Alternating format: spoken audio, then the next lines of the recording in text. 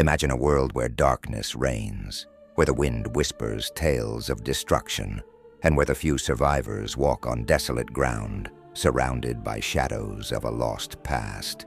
My name is Noah, and this is my story, a tale of faith, judgment, and redemption, meant to be told for generations to come. In the days before the Great Flood, the world was steeped in corruption. Humanity had descended into unimaginable wickedness, and the creatures of the earth, once pure, were now tainted by the influence of fallen angels. These celestial beings, created to dwell in heaven and worship God, rebelled and descended to earth, drawn by the beauty of the daughters of men. From this unholy union were born the Nephilim, giants, powerful and feared, whose presence brought chaos and destruction to the world. Humanity, lost in its own desires, ignored the warnings of God. Violence, deceit, and sin had become the norm, and the earth was polluted with evil. It was in this dark and twisted world that God made a decision to cleanse the earth through a great flood. Yet amid this darkness, God saw something in me, Noah.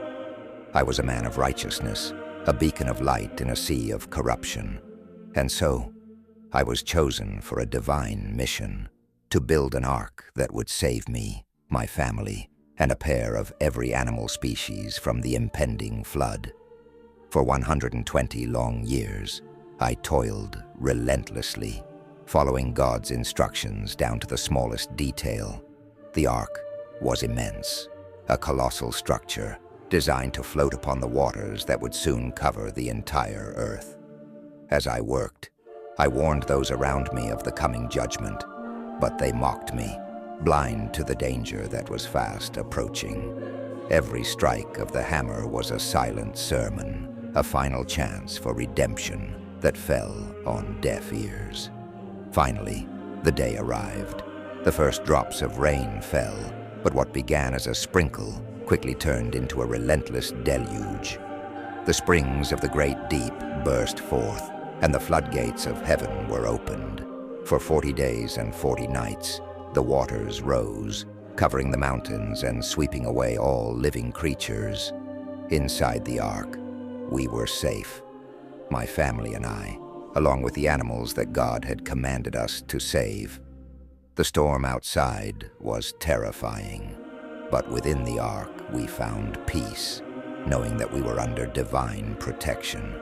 When the waters finally began to recede, the ark came to rest on the majestic Mount Ararat, a peak that emerged from the waters as a symbol of hope. I sent out a raven and then a dove to see if the land was dry. When the dove returned with a freshly plucked olive leaf in its beak, my heart swelled with joy. Life was returning to the earth. Stepping out of the ark, the world before me was new, cleansed. The first thing I did was build an altar and offer a sacrifice to God, a gesture of gratitude and reverence. In His infinite mercy, God made a covenant with me and all the creatures of the earth, promising never again to destroy the world with a flood. As a sign of this covenant, He placed the rainbow in the clouds, an eternal reminder of His promise.